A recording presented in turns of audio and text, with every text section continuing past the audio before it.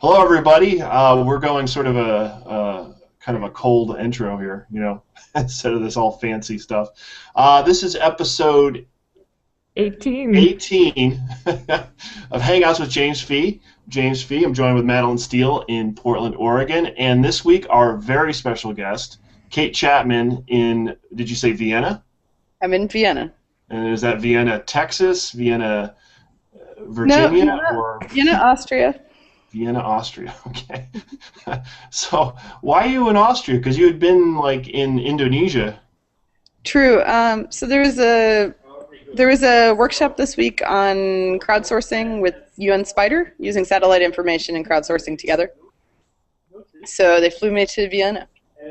Because all the UN stuff is in Vienna or in. Yeah, basically. Well, you get to see the world, right? It's nice and cool there, probably, right?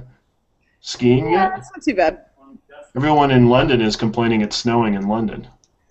Yeah, the one thing I'm heading to Finland next week, and I'm a little concerned about the temperature there. But I'm sure it'll be balmy. You get the winds coming off the Baltic. It'd be amazing. What are you doing in Finland? There's a humanitarian information center training with UN-OCHA, so looking at how sort of these volunteer technical groups can better work with traditional responders to disasters. Are you a student in that workshop? Are you training people, or what's going on with that? Both. Okay. There'll be some training, but I'm also interested to learn more. So. You going to learn more about doing it? Aren't you the director of something? I am the director of something. Acting director of the Humanitarian OpenStreetMap Team, that's true. Right. So how long have you been doing HOT? Full-time, a year and a half. Year and a half? Obviously you like it, because that's a long time to be committed to something. It is a long time to be committed to something, I suppose.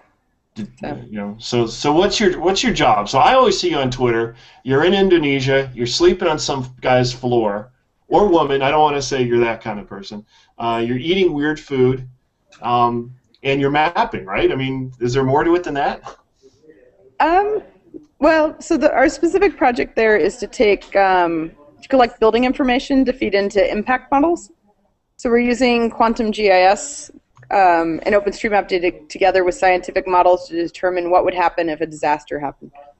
So if X tsunami hit X city, how many buildings would be affected, how many schools would be destroyed, things like that. When I think of this stuff, I always think of Haiti, right? Haiti was the big thing that sort of set this all in motion. Have you guys done anything since then? I know we had the tsunami in Japan, but that's sort of a industrial country that can sort of support itself. I mean, has there been something in the developing world that you've been able to do since? We've done a lot of things. Well, for example, with the typhoon hitting the Philippines now, we're not doing anything specifically at the moment, but more coordinating and working with OpenStreetMap Philippines to see if there's anything we can do and how we can support them. We did some data work in Somalia as well, mostly tracing satellite imagery and importing data. There's a lot of far smaller disasters where we do things, basically providing road and infrastructure data. Okay, so this is sort of one of these things where the problem with Haiti is sort of Haiti happened and then you realize there was no mapping, or you lost everything, right?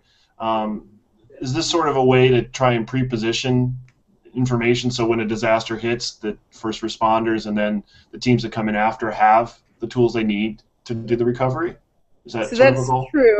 Our focus in Indonesia is also creating contingency plans so people aren't as affected by the disaster. And it's not that HOT ourselves actually creates those plans, but we help make sure there's data for the models so people then can make decisions. Most of our trainings are provincial disaster management agencies there. So that's how I end up traveling all over, is we go to the provinces and train people. And there's a lot of provinces in Indonesia, right? There are. We're only working in 6 at the moment, but none of them are near each other. Well, at least you can fly, right? Or do you have to take taxis or things? We fly. It's Boats. possible to take boats, but that takes days then. So.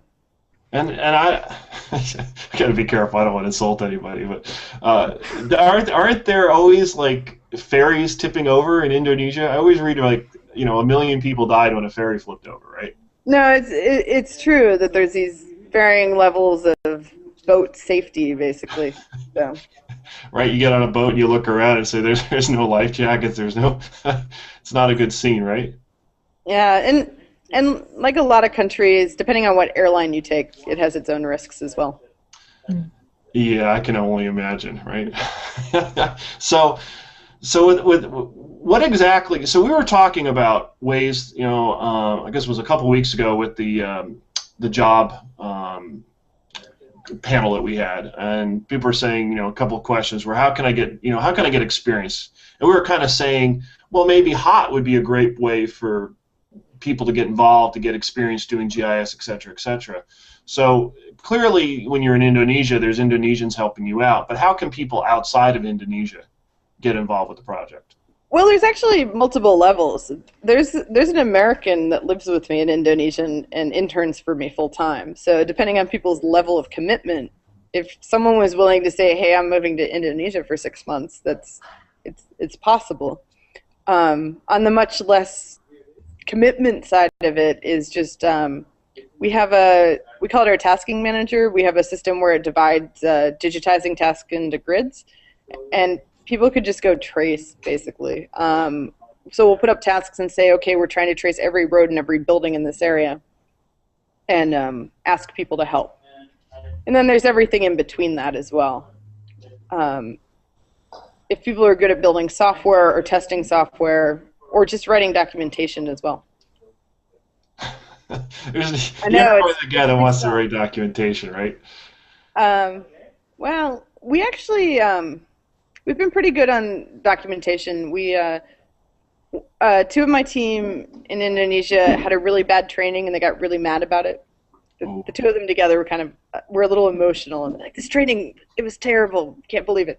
So they spent a whole weekend writing an OpenStreetMap manual. It's actually on learnosm.org, and that's turned into a much bigger thing. It's in 6 languages now. So it continues to expand. So we've been lucky because I'm not good at writing documentation. No, it's boring, right? And then you have to spell things right, and then you have to explain why things are difficult. And the spelling things right is getting harder and harder because I spend all my time writing documents with Australians, so I start adding U's and L's and. Right. There's not an Australian that didn't want to add a U to anything, right? Right? I don't know. So what's the sort of the next? So it's 2012, right? Or the end of 2012. 2013 is coming on. Where do you see H.O.T going in the next year? I mean, what are the goals of the organization? So I think a major thing for us is continuing to expand in different countries where we can be useful. So currently we continue to work in Haiti and Indonesia, but we also have a project. Actually, there's 2 people in Senegal right now, and there's someone in the Central African Republic. So we sort of have a lot going on for a small organization, really. So along with continuing to do training places, one of the big things is I always feel kind of like I told someone yesterday I feel like an imagery hobo. I walk around begging for free imagery. I'd really like to smooth those sorts of things out so we could find satellite imagery that we can use to do base mapping and have a better way of doing it than me asking for a specific area every time or trying to find someone to give us a small amount of money or things like that. Right. Okay. Well, that's interesting. So you mentioned Africa as something, and you've actually even talked about Somalia. You're in Indonesia right now. Is there a reason why Indonesia is where you started, or you just like nice warm weather? Well, for me personally, being in Indonesia versus the rest of the team is I don't speak French, so I'm useless in every other country we work in, except Kenya. So do you speak Indonesian? No, but there wasn't anyone else. Well, I take that back. I speak some Indonesian at this point. But when we started, there was no one else that had my OpenStreetMap expertise that also spoke Indonesian. But you can swear and order a beer in Indonesian, right? Actually, you can't, right? It's a Muslim country. You can't. There is beer in Indonesia. Oh. There's even a national beer. It's somewhat secular, or pretty secular. Right. When it comes to alcohol, everyone gets secular eventually, right? So in London, it's a big deal to map pubs. Is that a big deal in Indonesia? Do they map pubs? Is that? So we do these exercises where when we start teaching people how to map, we draw paper maps, and you draw what's important to you.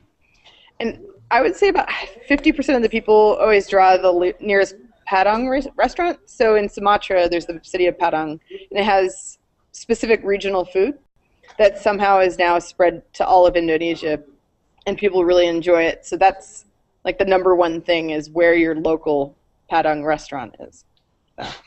So. That's interesting. I guess it's cultural, right? That's every place has their own thing. It'd be interesting to see that for each country. You know, what in Somalia do people view as important versus Indonesia versus, I guess, in California it might be where the nearest In-N-Out is, and exactly. It's curious. So you guys are obviously OSM is a big part of H.O.T since it's in the title. How are you integrated with the total OSM infrastructure? I mean, are you separate, or are you part of the foundation, or? Well, so we're a separate organization as far legally. Am I personally a member of the OpenStreetMap Foundation? Yes. I actually run for the board of the OpenStreetMap Foundation and lose every year. 3 years running. So, people could join the foundation and vote for me. That might be helpful. I vote for you every year, but I'm only one man. I can't do it all. Actually, I don't vote anymore because I got sick and tired of listening to them all complain on the foundation email list. Yeah, I don't know. I think it'll be interesting this year. It's sort of the makeup of the leadership in the foundation changes some. With any organization, it's going to be a slow process. I didn't think I'd be excited that OpenStreetMap would manage to change the license, but in some ways, it is exciting. Because that's where a lot of the geek sort of way, right? Well, it just means the argument is over. That's how I look at it. Right, exactly. Well, there's always something else to argue about, though. Do you feel? I mean, since you're out of North America, Europe, I heard someone say that OpenStreetMap is very Eurocentric in organization and focus. I mean, do you notice maybe in Indonesia that isn't so much the case, or do you guys still see it's whatever the Germans want and that's what happens? So the folksonomy and the data modeling ends up being difficult because you have to adapt it to where you are. And I mean, like a simple example would be where you buy petrol. So, is it a big gas station, or are you buying an actual liter in a bottle off the side of the road? And should you map those as the same thing? Probably not. I mean, they're not exactly the same thing, but maybe that structure doesn't exist yet. So, and what I think is difficult is when someone's getting started and trying to figure out how to do things, if there's not an already existing structure they could just plug it into, that can be difficult. Interesting. You mentioned QGIS, Quantum GIS. What other tools do you guys use in your mapping?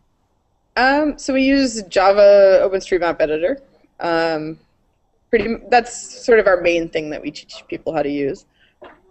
We've written a couple tools, and by us writing them, I mean we usually outsource them to other OpenStreetMap companies.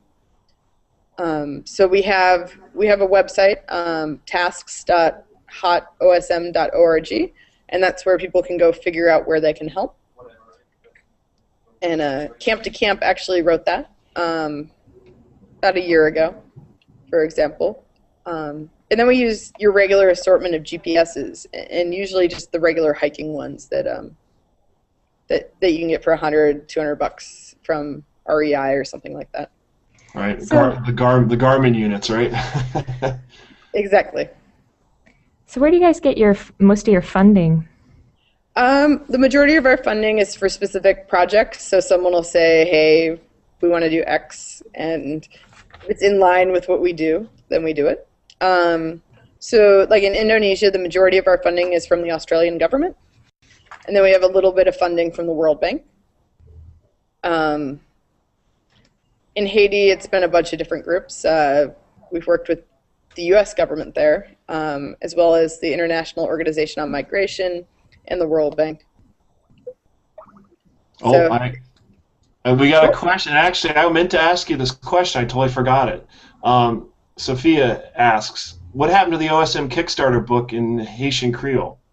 So that's actually being translated right now, and like literally today. We have a volunteer down in Haiti helping organize it.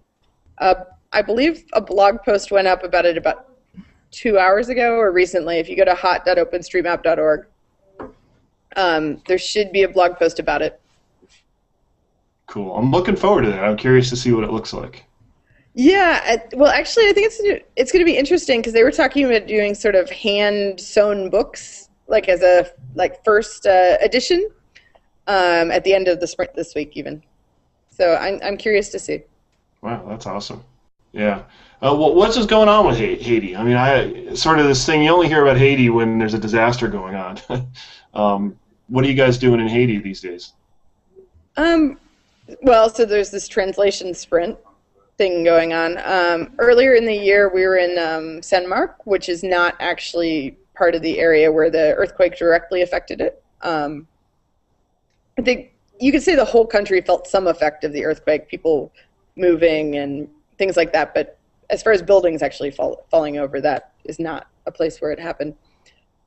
So we worked to train 30 youth how to map an OpenStreetMap to collect sort of economic and general infrastructure data.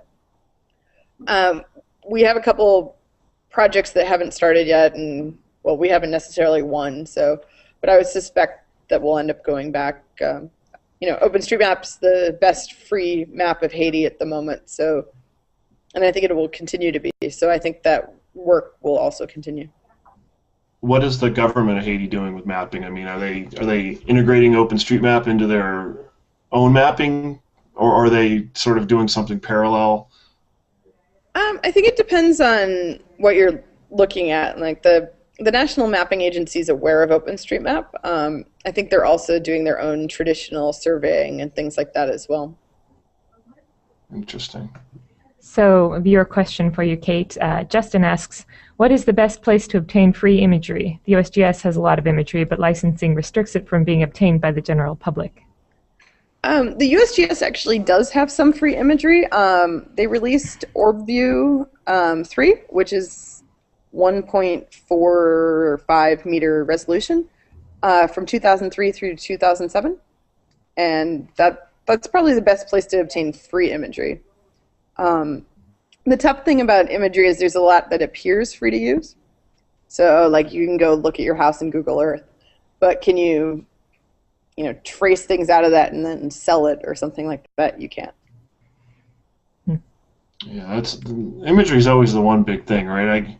That's the one that everyone's like, oh, it's so easy, and then you're like, holy crap, I can't get any of it because, as you say, it's the up-to-date stuff, the new stuff is usually owned by some corporation or is not released, and then you have to use the older stuff.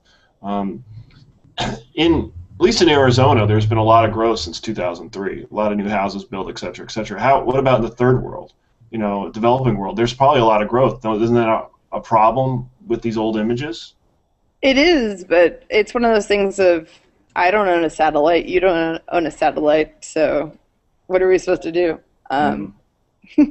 So it's a combination of mapping with the satellite and then going out with the GPS units.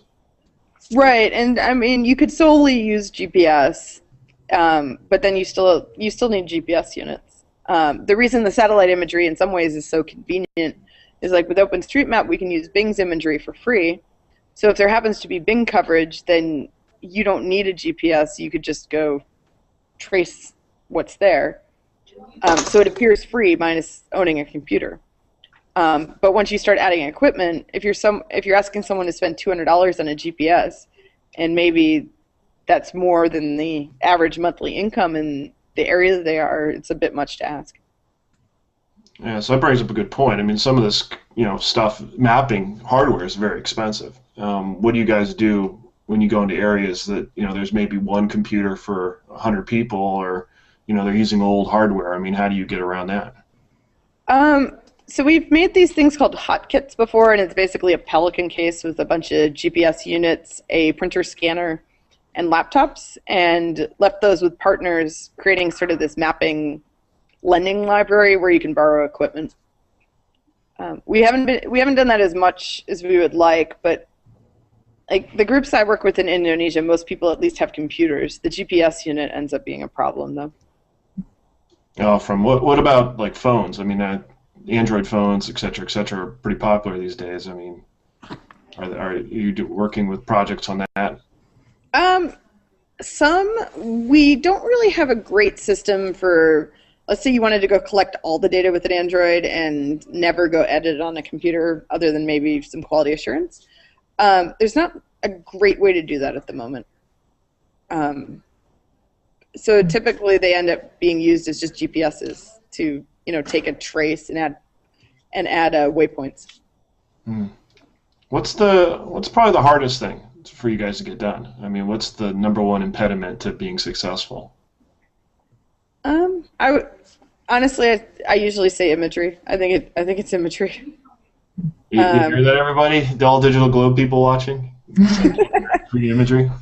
I am curious to see if there's just this glut of imagery, if people would get sick of tracing. Because the secondary part is we have these hundreds of volunteers who are willing to digitize satellite imagery. And my first GIS job was, I was still in college, and it was 12 years ago. And it was to trace mosquito breeding habitats from like shots taken out of a helicopter. And after I left that job, I said, I will never digitize again. Fast forward, and I clearly do that, and I help people do it. But people are doing it for free in their free time. If you had told me that I would be willing to do that back 12 years ago, I wouldn't have believed you. So. Part of the greater good, though, right? I mean, a lot of us donate our time. I mean, that's why you do it. Oh, exactly. But it's just, is there a point where there's more imagery than people are willing to actually like go trace roads? I don't know. Yeah, it always reminds me of who was it, Todd and his Beer for Maps program. You remember? He was doing that in Afghanistan. Yeah, so it's sort of the same thing. You need to have incentive, and maybe it's what was the food that people like in Indonesia? Oh, hand out padang food, yeah. Yes, well, or you get little gift cards, right? Here's your little free gift card. I don't know. We did have a contest at one point, actually, in Indonesia, where it was who could map the most buildings. Got to go to State of the Map in Phosphor G when it was in Denver, Colorado. And what was interesting is people mapped a ton of buildings for this free trip to the United States. But anyone who entered the contest never mapped a single building in OpenStreetMap since.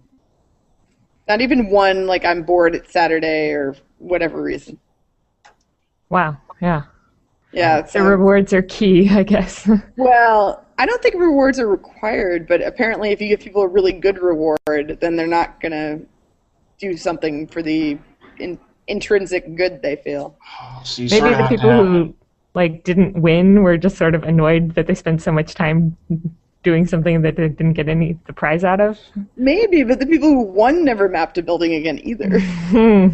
And they met the OpenStreetMap community, the International Phosphor G community.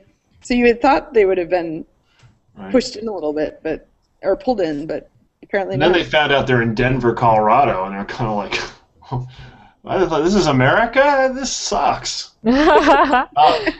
I love Denver, so don't send me hate mail, but my phone's already buzzing with people yelling at me about Denver. So I'm curious, what are your favorite aspects of being the director of the Humanitarian OSM team? So I like being in charge, and what I mean by that is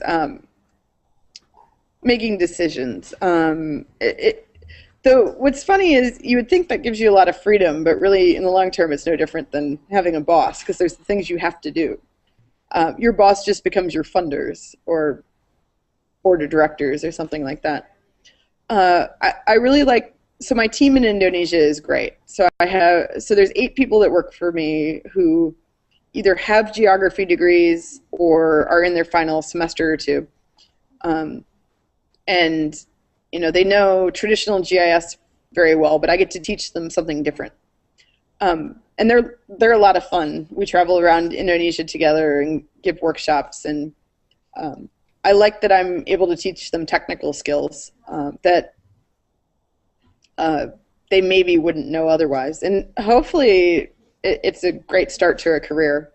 I think it will be, but it's hard to say. I mean, because I do something sort of odd and nichey that, I couldn't have predicted this when I was writing Avenue scripts in like ArcView 3.2. So is the team international, these 8 people, or where are they No, from? so there's 10 of us total. So it's myself, I have an intern from the United States, and then 8 Indonesians who are between about 21 and 25 years old. Cool. It's a fun group. Oh my goodness. Well, as you said, I mean, none of you're in Vienna here at night talking to me on Google Plus. Clearly 2 or 3 years ago you didn't expect that to happen, right? It's true. I mean, I was actually, right before I got on with you, was at happy hour at the UN bar here, and then came to talk to you. Cool. That's funny. Well, such is life, I guess, right? It's always surprises. So what do you see for yourself in the next year? What are you going to be doing? I think I'll move back to the U.S. maybe in April or May. Maybe. So for me personally, we'll see what happens. I'd like to take on a more strategic role in H.O.T, which I currently have that role, but I also do this whole managing a large project in Indonesia as well. So if we do a 3rd-year grant there, I would probably hire someone to take over, and then focus more on fundraising and building the organization a bit more. We actually just submitted our tax-exempt application last week at the last possible second. But as that gets approved with the IRS, we'll be eligible for different types of grants and different sorts of programs. Cool. Well, I'm just looking at the time. We're totally up. A half an hour just flies when you're talking about OpenStreetMap, I guess, right? Honestly, I wasn't really sure how long we were supposed to talk. So. We aim for a half hour. Yeah, and sometimes we're good about it, other times we're not. So, Kate, for those that want to get involved, where can they go? So our website, hot.openstreetmap.org, there's a tab at the top that says Get Involved. I believe the first step says join our mailing list, so that's usually a good start. Cool. Anything else, Madeline? I guess I don't have any other questions that I'm dying to ask you right now, but thank you so much for joining us. It was very interesting. You're actually the first woman guest we've had. That's not true. We had Gretchen Peterson on in week 3. Oh, that's right, Gretchen. Oh my goodness, I'm so sorry. But yeah, we haven't had many, actually. Yeah, no, it's not. But you know what? Next week we have another woman. There you go. I was going to say of Ways. Nice. Yeah, I think that'll be interesting. I was going to say Phosphor-G North America, I'm on the program committee. I think it was mostly because I was complaining there weren't enough female speakers at the last one. Not in this industry, there are not many women. No, not at all. Us men drive them away. They get all excited to get in, and then they see us in charge, and I'm like, dude, I'm out of here. It is interesting. Like when I was in school in geography just a couple of years ago, I didn't really realize that there was, in the tech side of the business, it was still such a male-dominated situation. I mean, in terms of percentages, anyhow. But well, we were here first, right? God created man first, so. No? Is this just going off? Yeah, maybe it's All right. time to wrap All it right. up then. Well, next week, same time, same place, Diane Eisner of Waze will be on. Other than That'll be that, great. yeah, Thank you so thanks, much, Katie. Kate. Have a great time in Vienna and Finland, and Okay, great. Yeah, bring a jacket, because I think you need a jacket. You probably need a jacket. like 3. Yeah, I think I'll be buying a new jacket before I go to Finland. We'll You see. need those hats with the little ear flaps, That might be crucial. right? All right. All right, Okay. guys, thank you so much. Okay. Take care. Bye Bye-bye. bye.